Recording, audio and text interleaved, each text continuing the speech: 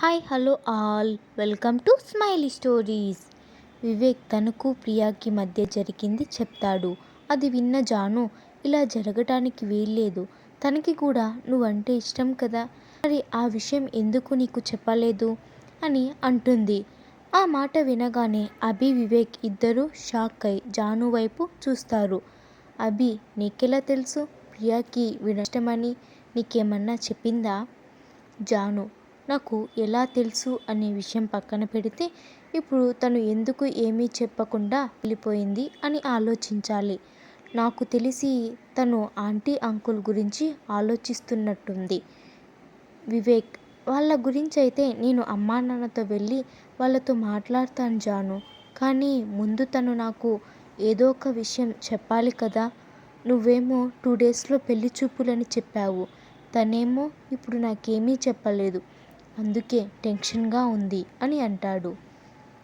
దానికి జాను, నువ్వు దాని గురించి ఏమీ టెన్షన్ పడద్దు అన్నయ్య, అదంతా నేను చూసుకుంటా. ఇప్పుడు మీ ఇద్దరికి నేను ఒక పని చెప్తాను, మీ ఇద్దరు కలిసి దాన్ని చేశారంటే మిగతాదంతా నేను చూసుకుంటా అని జాను అనుకున్న ప్లాన్ అభికి వివేక్కి ఇద్దరికి చెప్తుంది.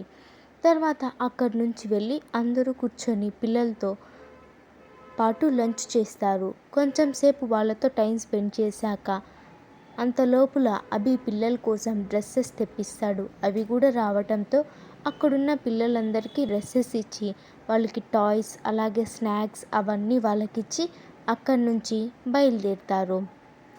ప్రియా కారులో కూడా ఏమీ మాట్లాడుకుంటా సైలెంట్గా కూర్చొని ఉంటుంది. అది చూసిన జాను, ప్రియా బేబీ, ఏమైంది, ఉన్నట్టుండి డల్గా అయిపోయావు, ఇంతసేపు బాగానే ఉన్నావు కదా, ఇప్పుడేమైంది అని అడుగుతుంది. దానికి ప్రియా ఏమీ లేదని చెప్పి మళ్ళీ సైలెంట్గా కూర్చుంటుంది. మళ్ళీ జాను మాట్లాడుతూ, అదేంటి, నాకు కూడా చెప్పవా, ఎప్పటి నుంచి నేర్చుకున్నావు మన దగ్గర సీక్రెట్స్ మెయింటైన్ చేయటం, మన ఇద్దరి మధ్య అసలు ఏ సీక్రెట్స్ ఉండవు కదా, ఇప్పుడేంటి కొత్తగా నా దగ్గర అన్నీ దాచేస్తున్నావు అని అడుగుతుంది. ప్రియా, ఏమీ లేదు జాను, ఏదైనా ఉంటే ఫస్ట్ నీకే చెప్తాను కదా, మరి ఎందుకు అలా మాట్లాడుతున్నావు, ఏం లేదు, ఏదో ఆలోచిస్తూ అలా కూర్చున్నాను అంతే అని అంటూ మళ్ళీ టాపిక్ మార్చేస్తుంది. తర్వాత అక్కడి నుంచి అందరూ మాట్లాడుకుంటూ ఇంటికి వచ్చేస్తారు. వీళ్ళు వెళ్ళిన దగ్గర నుంచి మళ్ళీ వీళ్ళు ఎక్కడికి వెళ్ళారో తెలియక వాళ్ళు ఎప్పుడెప్పుడు వస్తారా అని టెన్షన్ పడుతూ కాలు గాలిన పిల్లిలా గుమ్మం దగ్గర అటు ఇటు తిరుగుతూ ఉంటుంది. జాను కారు దిగుతూ వల్లిని చూసి, ఈ దొంగ మొహంది గుమ్మానికి అడ్డంగా నిలబడుకొనింది, ఈ పాటికే మనం ఎక్కడికి వెళ్ళామో తెలియక పిచ్చెక్కినట్టుంది పాపం పాపకి అని అంటుంది. ఆ మాట విన్న ప్రియా, ఇలా కొంచెం కొంచెం టెన్షన్ పెట్టే బదులు ఒకేసారి నీ ఒరిజినాలిటీ చూపించచ్చు కదా, దెబ్బకి భయపడి ఇక్కడి నుంచి పారిపోతుంది, ఇంకా జన్మలో నీ జోలికి రాదు అని అంటుంది. దానికి జాను నవ్వుతూ, అదేంటో తెలియదు ప్రియా, దీన్ని ఇలా కొంచెం కొంచెం టెన్షన్ పెడుతుంటే నా ఈగో ఫుల్గా సాటిస్ఫై అవుతుంది, అయినా ఈ ముచ్చుమొహంది నా మీద ఎన్ని ప్లాన్లు వేసింది, కానీ అన్నీ తిరిగి దానికే పడ్డాయి. ఆ మాట విన్న ప్రియా, అభి, వివేక్ ముగ్గురు ఒకేసారి నీ మీదేం ప్లాన్ చేసింది అని అడుగుతారు. దానికి జాను, ఏం చేసిందా, నేను మెట్ల మీద నుండి పడి కాళ్ళు చేతులు విరగ్గొట్టుకోవాలని నేను వచ్చేటప్పుడు నూనె పోసింది వల్లి, కానీ ఆ నూనె మీద కాళ్ళు వేసి జారి ఆ వల్లి వాళ్ళ అమ్మ కింద పడి నడుం విరగ్గొట్టుకుంది, అది చాలదన్నట్టు నేను చేసే భోజనంలో ఉప్పు కారం ఎక్కువ కలిపారు, నా గురించి తెలిసి నేనేం చేసినా అందరికీ ప్రేమగా వడ్డిస్తూ ఆ ఉప్పు కారం అన్నం వాళ్ళకే పెట్టా, మీ ముందు బయటపడలేక చచ్చినట్టు తినరు, కూడా ముచ్చుమొహం దానికి నా గురించి అర్థాలు చేసిన బర్త్డే ప్లాన్ చెడగొట్టడానికి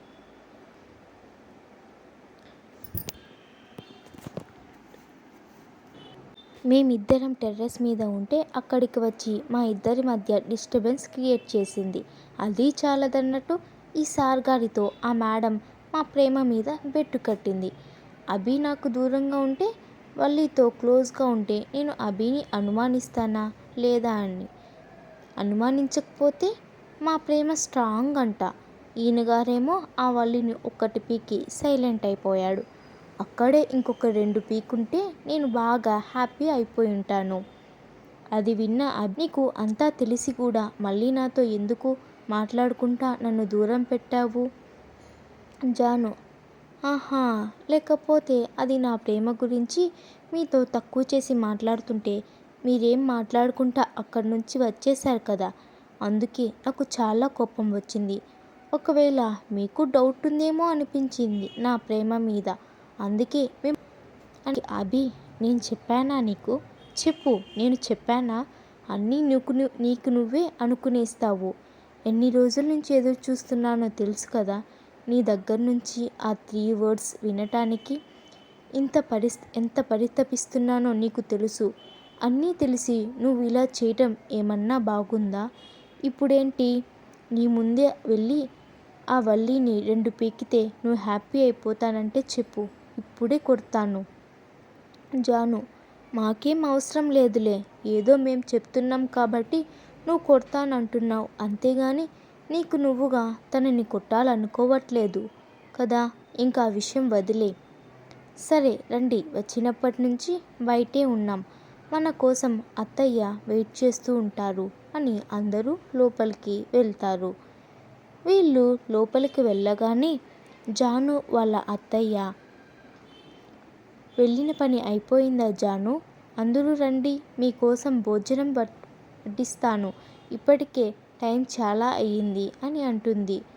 జాను: మేమంతా భోజనం చేసే వచ్చాం అత్తయ్య, ఇంతకీ మీరు భోంచేశారా లేదా, లేకపోతే మాకు ఎదురు చూస్తూ ఉన్నారా?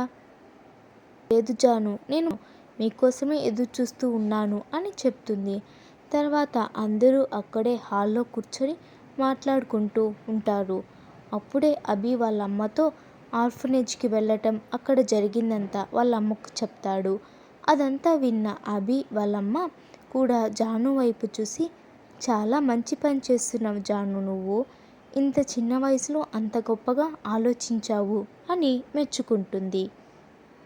అప్పుడే అభి కూడా మాట్లాడుతూ, జాను, నేను నీకు ఇందాక ఈ విషయం చెప్దాం అనుకున్నాను. అదేంటంటే, ఇక్కడ నుంచి ఆర్ఫనేజ్కి నేను కూడా కొంచెం హెల్ప్ చేయాలనుకుంటున్నాను. దీన్ని నువ్వు అస్సలు కాదనకూడదు. అలాగే మన ఆఫీస్ నుంచి కూడా కొంచెం ఫండ్స్ వస్తాయి. నువ్వు దాన్ని ఎంత డెవలప్ చేయాలనుకుంటున్నావో అంత చెయ్యి, నీ వెనుక ఎప్పుడూ నేనుంటాను. నీకు ఏ హెల్ప్ కావాలన్నా ఓకేనా?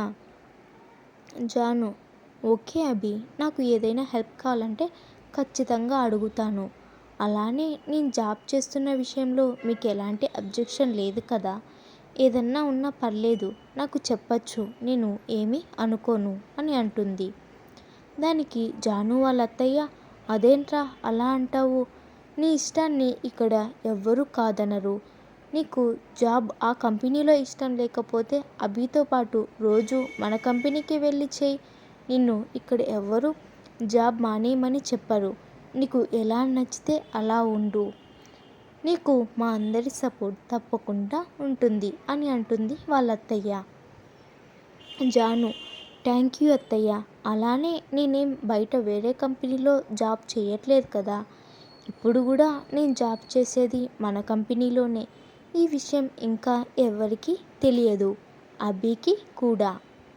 మీకు స్టోరీ ఎలా అనిపించిందో కామెంట్ చేయండి. అలానే లైక్ చేయండి, షేర్ చేయండి, సబ్స్క్రైబ్ చేయడం అస్సలు మర్చిపోకండి. Thank you for watching. Bye.